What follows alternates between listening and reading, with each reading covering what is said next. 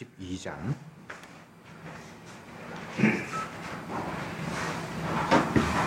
호세아 12장 1절부터 6절까지 교독하겠습니다.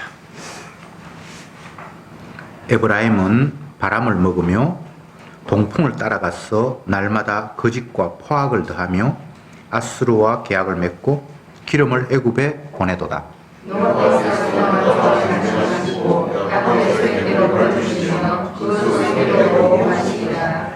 야곱은 태에서 그 형의 발 뒤꿈치를 잡았고 또 작년에 하나님과 힘을 겨루되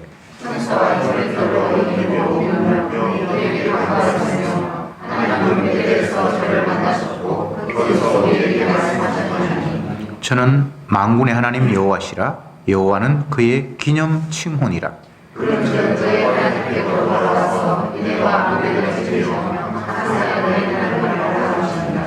아멘.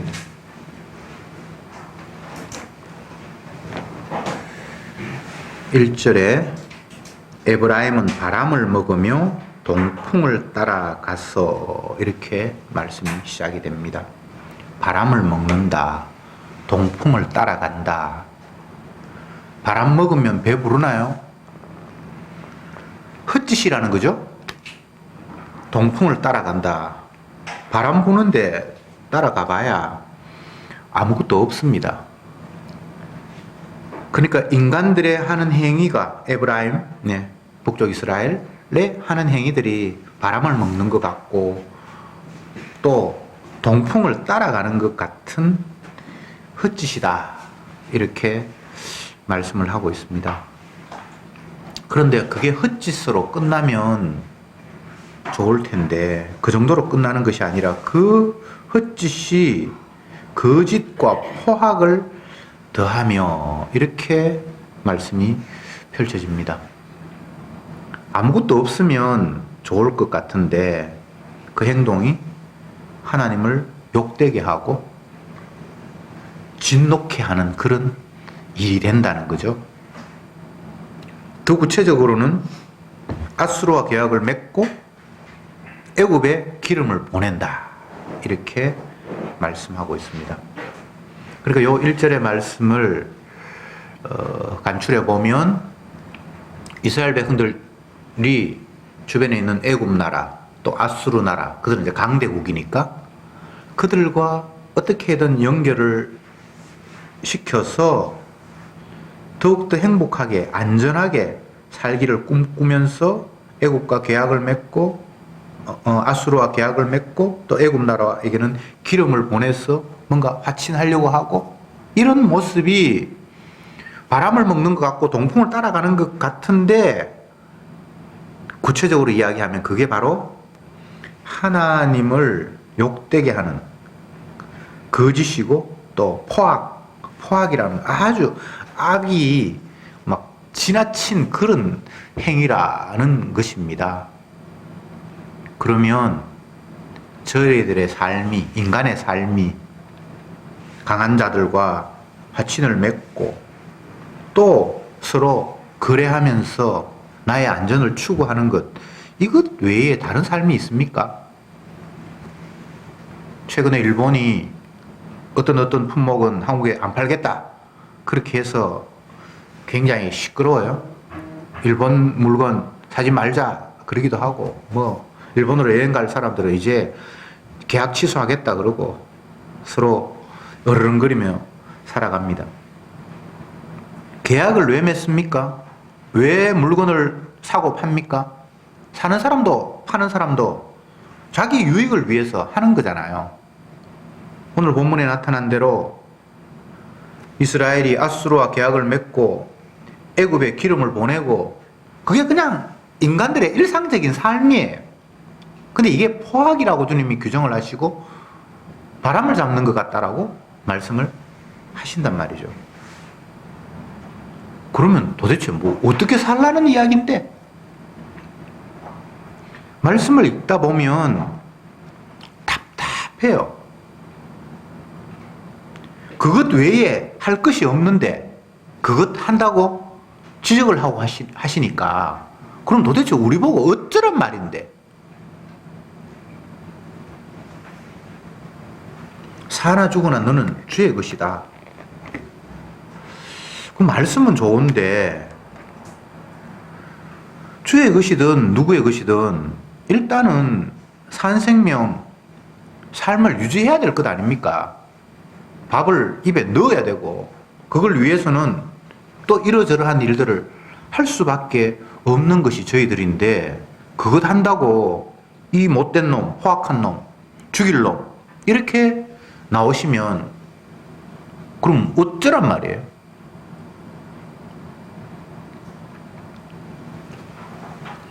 남편과 아내가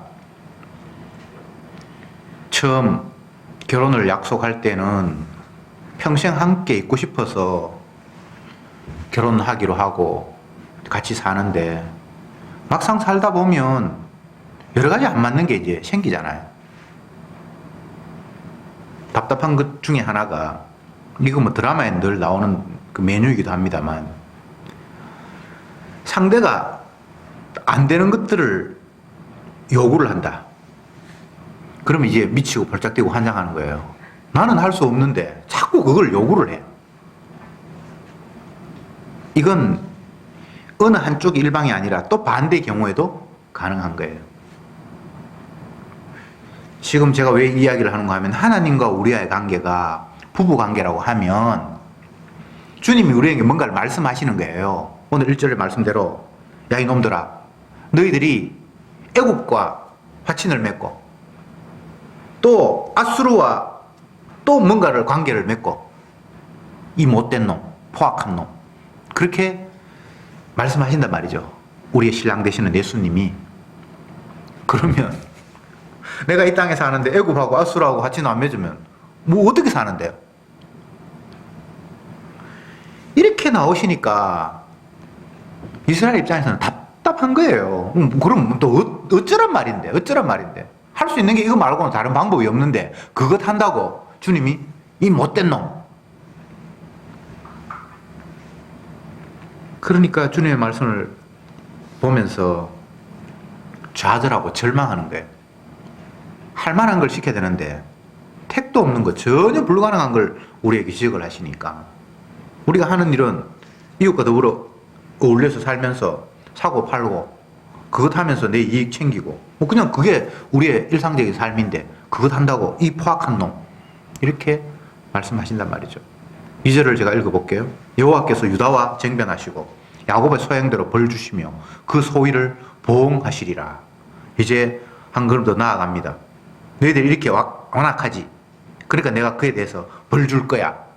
이렇게 나오신단 말이죠. 어쩌란 말이에요.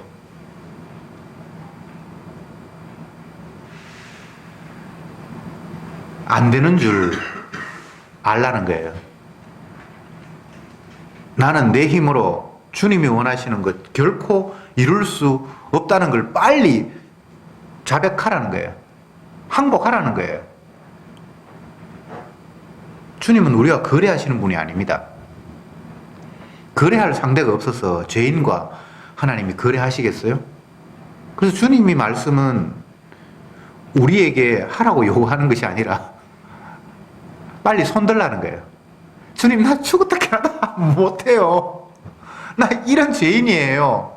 라고 항복하라는 거예요.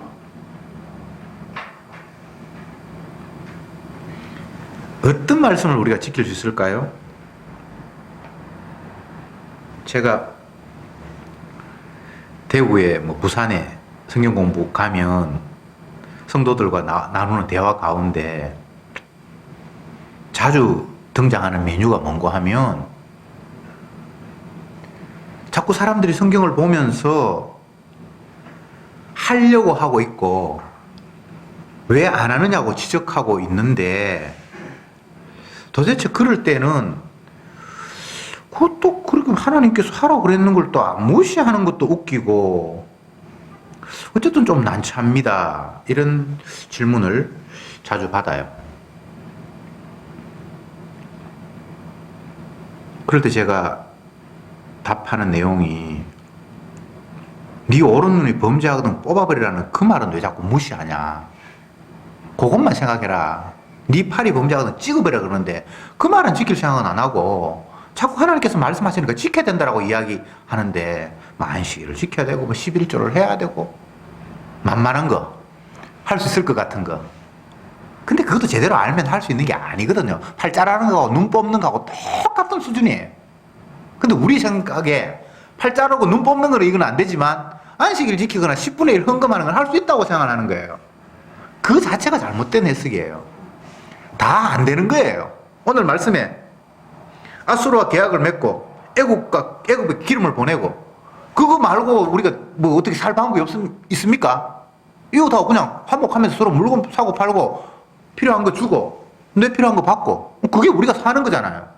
근데 그거 했다고 꾸중하시고 네 그거 했으니까 내가 회초리 들 거야. 뭐 어쩌란 말인데.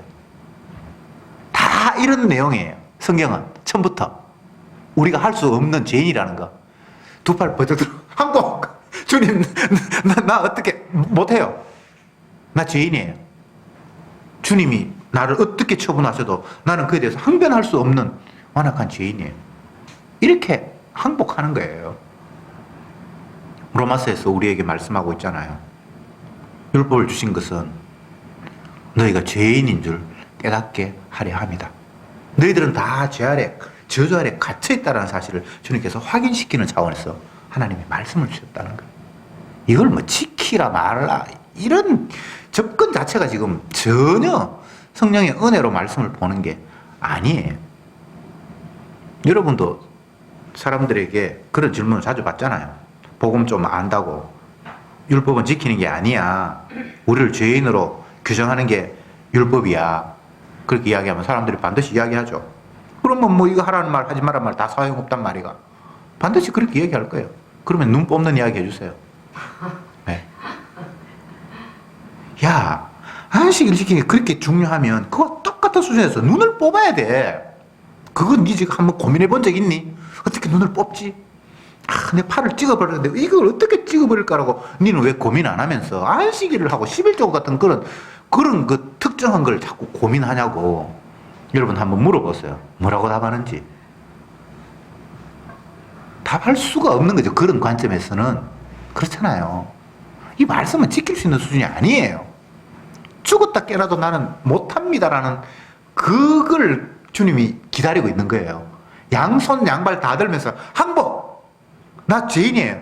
당신이 어떻게 처분해도 내가 입이 100개라도 할 말이 없어요 라는 그 말 끄집어내시려고 주님이 우리에게 지금 말씀을 하고 계시는데 자꾸 지키려고 달려드니까 이게 보통 심각한 문제가 아니에요. 눈 못 뽑습니다. 예.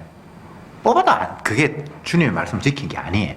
팔 잘라도 그게 주님 말씀에 순종한 게 아니에요. 간음하지 말라. 나 평생 뭐 아내 외에는 다른데 뭐 잠자리 한 적이 없는데 그런 식의 해석이 잘못됐다는 거예요. 도둑질 하지 말라. 갖고 싶은 마음이 이미 도둑이라고 그렇게 규정해버리는 거예요. 살인하지 말라. 살인은 내가 안 하죠. 내가 폭력은 행사할지언정 살인한 적은 없습니다. 근데 미워하는 게 살인이라고. 이미 그 동기 자체가 결과까지는 아니었다 할지라도 동기 자체로 주님은 결과로 규정을 해버렸을 때에 어떻게 그 말씀을 순종할 수가 있습니까? 안 된다는 이야기인데.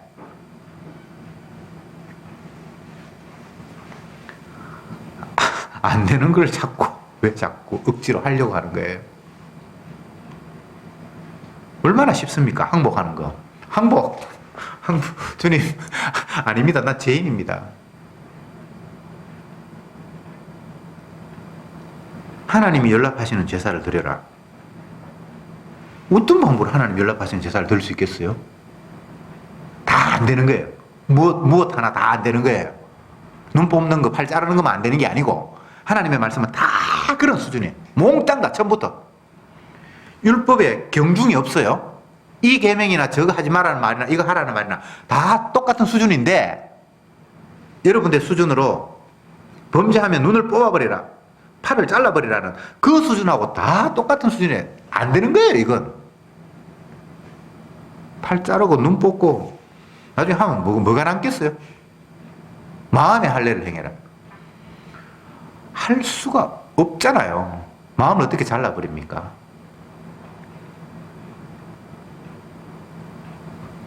그리고 하라 하지 말라 그걸로 끝나버리면 그것도 좋겠는데 이제 네 소행대로 벌을 주겠다라고 이야기하시는 거예요. 그럼 정말 이제 더더욱 할 말이 없죠, 그죠? 여기까지 놓고 보면 우리는 하는 행동이 하나님 앞에 저주받을 수밖에 없고 그 하는 행동을 소행대로 갚으신다고 하니까 우리는 저주가 오는 게 마땅하고 여기에서 모든 걸 출발을 해야 되는 거예요. 근데 우리는 거기서 출발하지 않잖아요. 하나님, 저 사람은 교회도 안 가는데 왜 등 뜨시고 배부르게 놀러 다니고 해외여행 가고 저렇게 잘 삽니까? 아들 이번에 또 좋은 데 취직했다며요. 근데 나는 왜 그렇습니까? 출발이 저주받아야 되고 내 행위에 따라서 하나님이 저주를 내리셔야 된다는 데 출발하지 않았잖아요. 그런 거 저런 거 아무것도 없고 그냥 내 행위, 내가 교회 나가고 저 사람은 절에 가고 근데 저 사람은 해외여행도 가고 나는 월급도 제대로 못 받는 직장에 쫓겨날까 말까 걱정하고 그것도 기간제고 기간제가 아니 뭐라 그러나 어쨌든 계약직이고 어디서부터 출발하는 거예요? 저주받아야 한다는 것에부터 출발하지 않았잖아요. 그리고 모든 게 바탕이 지금 잘못되어 있는 거예요. 주님의 말씀 앞에 나는 하나님을 진노케 하는 행동들을 날마다 자아내고 있고 내 행동으로 말미암아 나는 저주가 내게 임해야 된다는 거기서 출발점을 삼으면 성경 말씀이 다 풀려요. 그리고 세상 전체가 다 아멘 내 잔이 넘치나이다. 어떻게 내가 이렇게 주님 앞에 풍성하게 받을 수 있습니까? 나는 지금 당장 주님 앞에 저주받아서 유황불이 떨어져서 소돔과 고모라에 떨어져서 모두가 다 불사질러야 될 그 환경 속에 내가 놓여 있음에도 불구하고 오늘도 하나님이 먹을 것을 주셨고 내 발로 예배당에 걸어올 수 있게 하셨고 이게 얼마나 큰 은혜인데 그러니까 바탕이 어디에서 하나님이 말씀하시는 약속 위에 바탕을 두고 뭔가를 생각하고 있는지 아니면 그 약속이 바탕이 아니라 또 다른 기준을 가지고 뭔가를 바라보고 있는지 이 차이란 말이죠.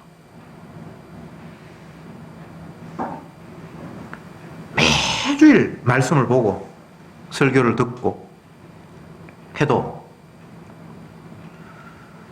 바탕이 십자가 피 흘렸다라는 예수님이 우리 죄를 위해서 피 흘렸다라는 것에 바탕을 두는 게 우리 마음대로 이게 안 되는 거예요. 계속 그 이야기가 또 하고 또 하고 또 하고 또 하고 여러분들 성경을 읽어도 전부 그 이야기 뭐 설교를 들어도 그 이야기지만 여러분이 본문을 봐도 전부 그 이야기인데 막상 어떤 상황을 이해하고 판단할 때는 십자가가 오든지 날아가 버렸어. 그냥 눈에 보이는 거예요. 저 사람은 크네. 저 떡은 크네. 내 떡은 내려 적지. 다윗 앞에서는 골리앗이. 네가 나를 개로 여기냐? 막대기하고 돌 들고 내한테 나왔냐? 그것밖에 안 보이는 거예요. 그런데 다윗은 칼과 방패와 창도 보이지만 만군의 여호와 하나님이 보이는 거예요. 그게 십자가 바탕에 있는 거예요. 이걸 십자가가 바탕에 있습니다 이야기해도 우리 마음에 그게 바탕이 깔리는 게 아닌 게 이게 문제예요. 집사님이 기도하시면서 그런 이야기를 했는데 주님의 은혜가 아니면 헛방.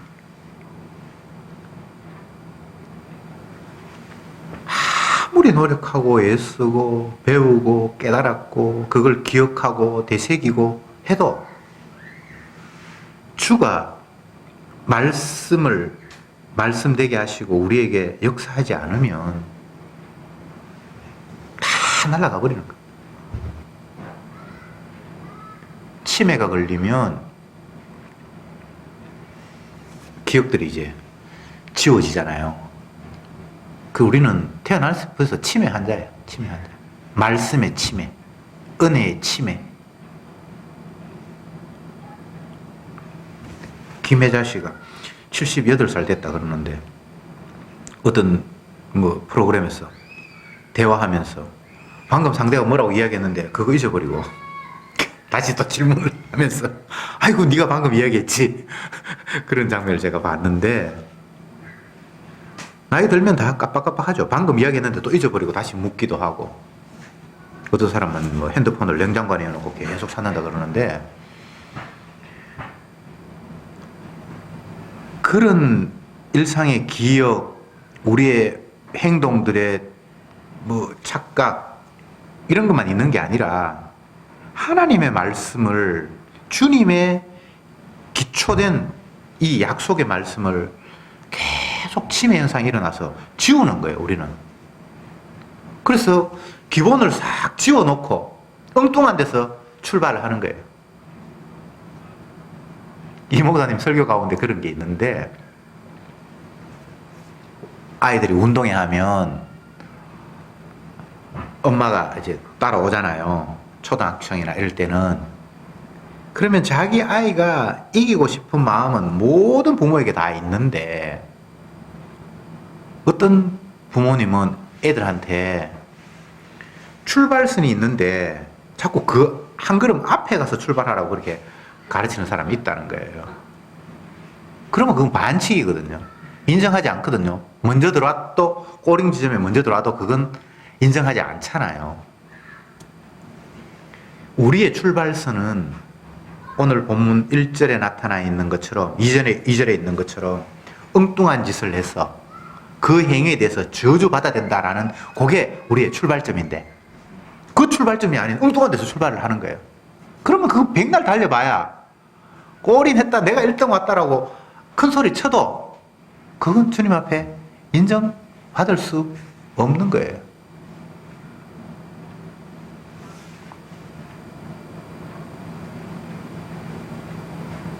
3절에는 이런 말씀이 있습니다.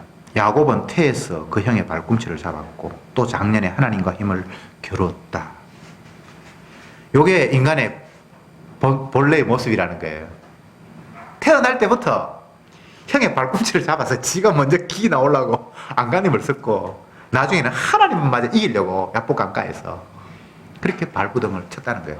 어릴 때 출발점부터 이기려고 그랬고 나중에 장성에서도 그거 안 되냈다는 거예요. 왜 이기려고 하죠? 자기 원하는 대로 하려고. 야곱 같으면 지가 장자가 되어서 장자의 복을 받으려고. 아니, 나중에 태어나도 하나님이 복 주실 수 있어요. 나중에 태어나도 하나님이 그를 장자라고 인정하면 장자가 되는 거예요. 근데 인간의 관점에서는 그렇지 않잖아요. 내가 먼저 태어나야 맏아들돼야지 아버지의 복을 내가 받고. 근데 되지도 않은 걸 지가 먼저 태어나려고 발꿈치를 잡고 막 생쇼를 하는 거예요. 이 태어나도 희한하게 태어나서 이 야곱이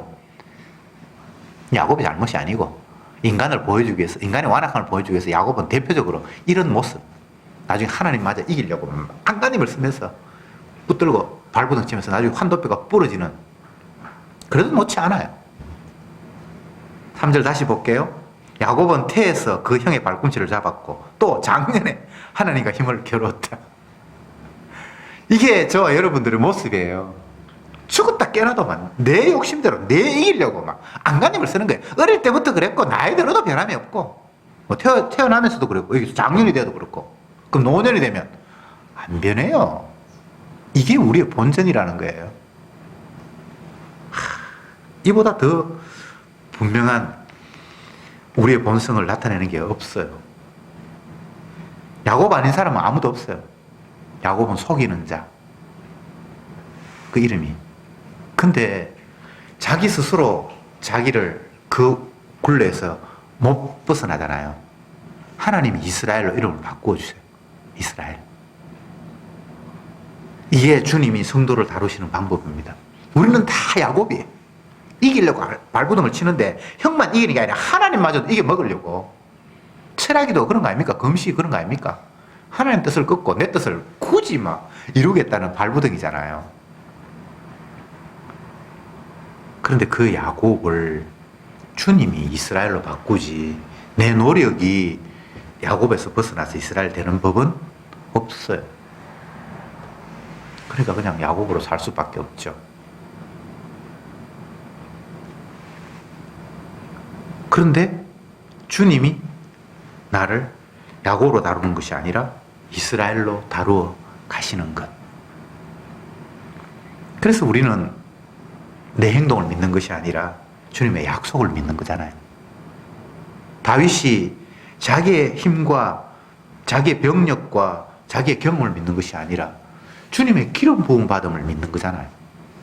그분이 사명을 주셨으니까 죽이 되든 밥이 되든 나는 주님의 사명에 끌려다니는 자다 라는 사실을 조금씩 이제 깨달아가죠.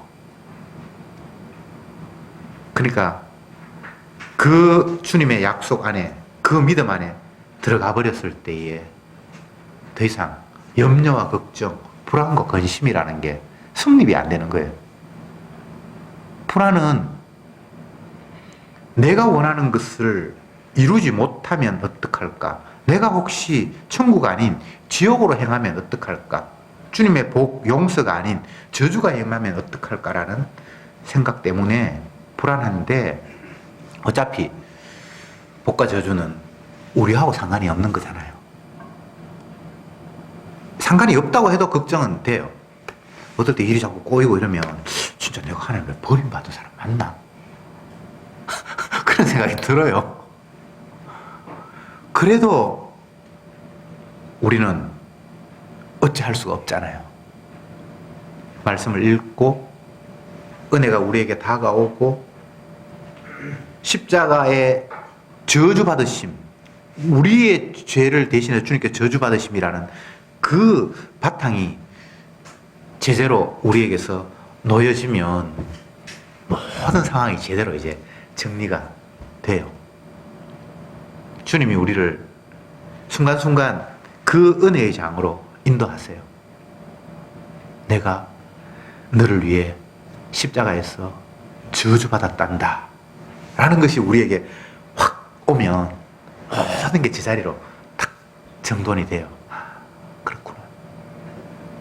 이런 나를 위해서 주님께서 피 흘리셨지.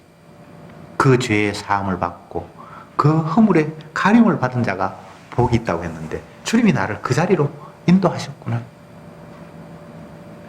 내가 원하는 것을 소유하고 내가 바라는 위치에 올라가는 것이 복이 아니라 저주받을 나를 대신해서 예수님이 십자가에서 저주받았다는 것이 유일한 주님이 약속하신 복이구나.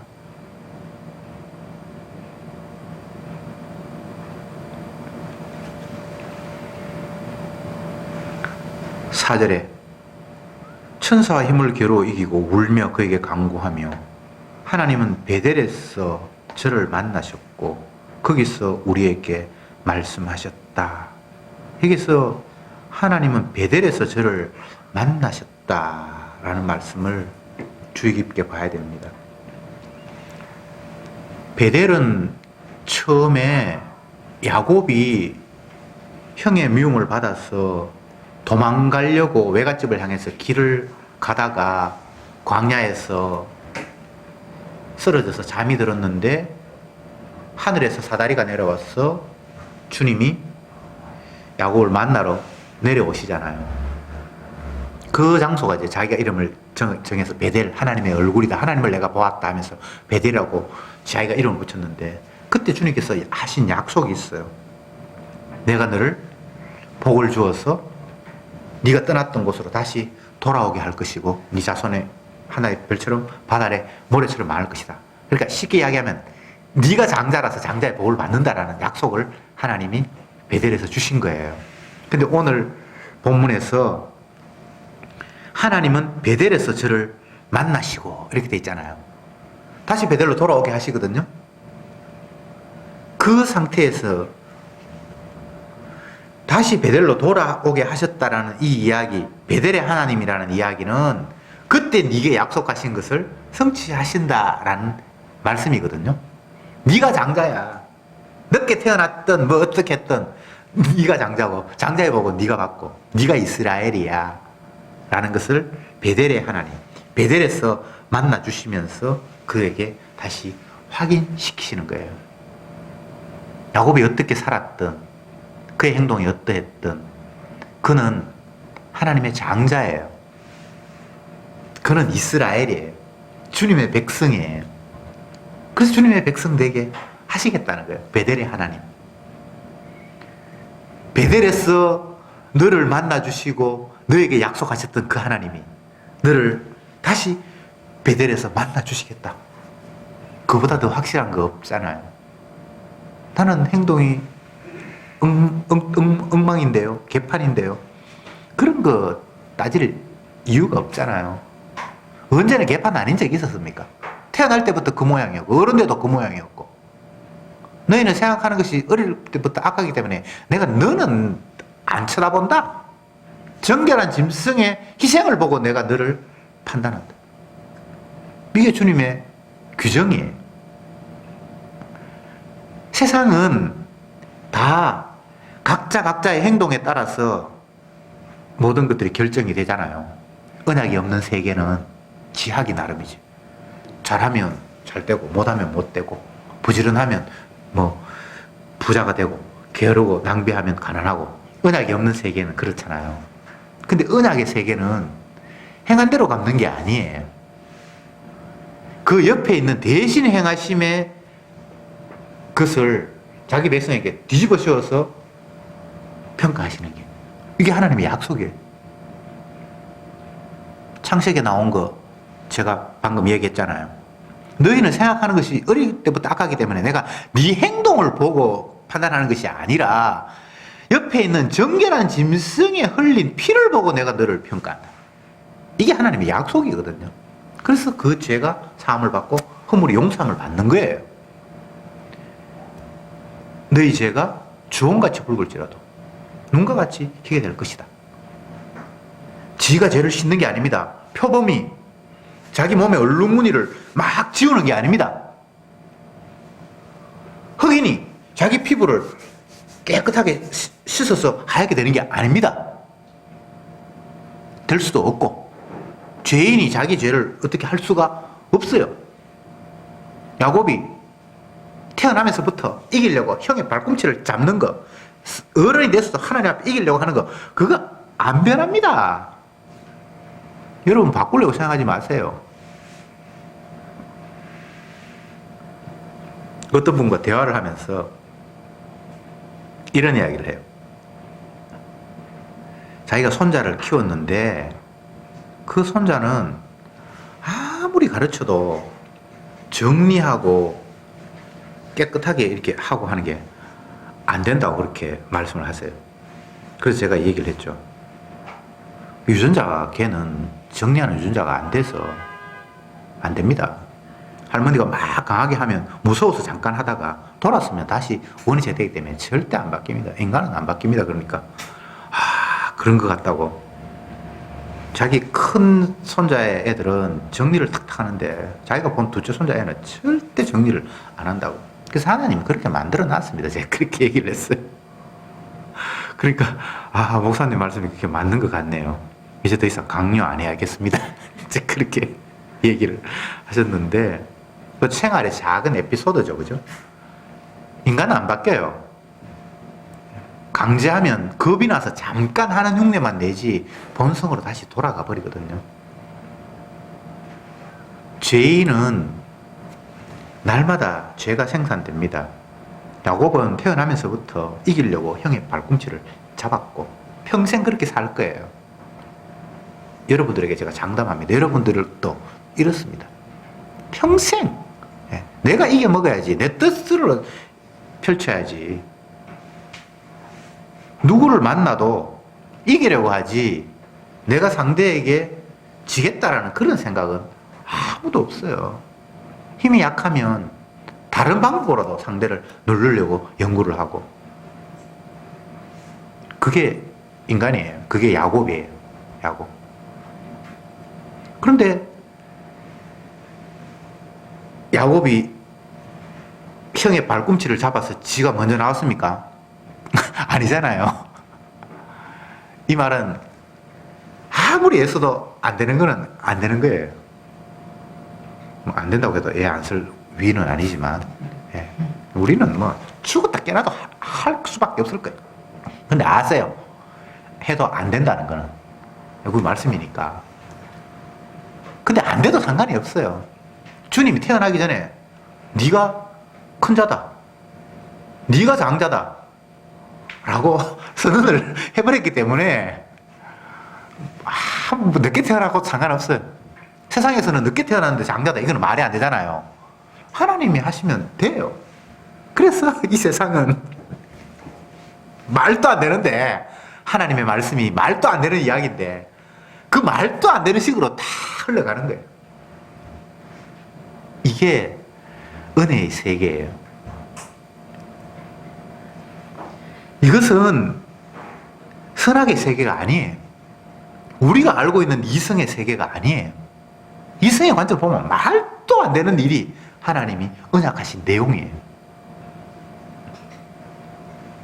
네가 잘못했는데 네 행동대로 내가 벌하는 것이 아니라 옆에 있는 정결한 짐승의 희생을 보고 내가 너를 판단하겠다.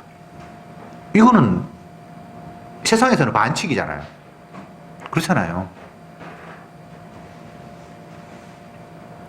자녀가 잘못했는데 부모를 벌한다.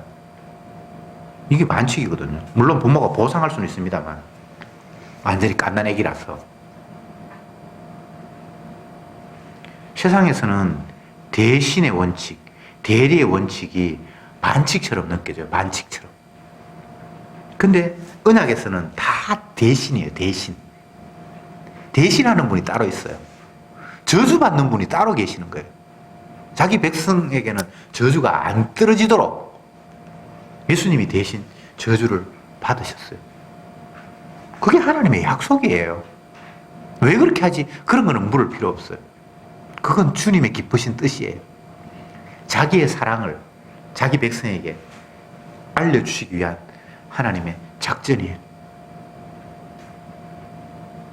성경을 펼치면 온통 그 이야기로 뒤범벅됐습니다. 앞부분에서는 우리의 죄악됨, 완악함, 그래서 저주가 합당하다라는 이야기를 쫙 깔아놓고, 그런데 또 뒷부분에는 나는 베델의 하나님이야. 너에게 복 주겠다고 약속했어. 그렇기 때문에 네가 받을 저주 내가 받고 너는 내 백성으로 삼을 거야. 의롭게 할 거야. 그 죄의 사함을 받고 허물의 가림을 받도록 내가 할 거야. 네 죄가 주홍같이 붉을지라도 눈과 같이 칠 것이고. 이게 성경 전체의 내용을 가득 채우고 있습니다. 이거 외에 다른 이야기는 단 한 구절도 없습니다. 우리가 죄인이라는 사실, 그래서 저주가 합당하다는 사실을 밑에 깔아놓고, 그런데 주님이 네가 받을 저주 내가 받을게, 너는 복받아 라고 예수님이 십자가에서 대속의 피를 흘렸다는 이야기가 기쁜 소식입니다. 이거 외에 다른 것이 우리에게는 아무 소용이 없는 말입니다. 이 기쁜 소식이 저와 여러분들의 삶을 이번 한 주간도 이끌어 가실 줄 믿습니다. 기도합시다. 주님, 감사합니다. 도대체 복음이 무엇인지 생각지도 못하고, 복도 아닌 어설픈 선악 지식을 가지고 소유를 복이라고 생각하고, 안락한 환경을 복이라고 생각하고, 높은 지위, 마치 하나님처럼 명령할 수 있고 군림할 수 있는 자리가 복이라고 생각하면서 그것을 향해 끝없이 달려가는 저들입니다. 마치 야곱이 장자가 되기 위해서 형의 발꿈치를 잡는 모습처럼 우리는 날마다 그 삶을 반복하고 있습니다. 주여, 이 어리석은 종, 출발부터 태어날 때부터 그것밖에 몰랐고 장성에서도 날마다 그 짓밖에 못하는 이 저주받을 죄인들을 대신해서 주님이 십자가에서 저주를 받으셨고 우리를 그 심판에서 건지신 주님의 그 놀라운 약속, 사랑, 베델의 하나님,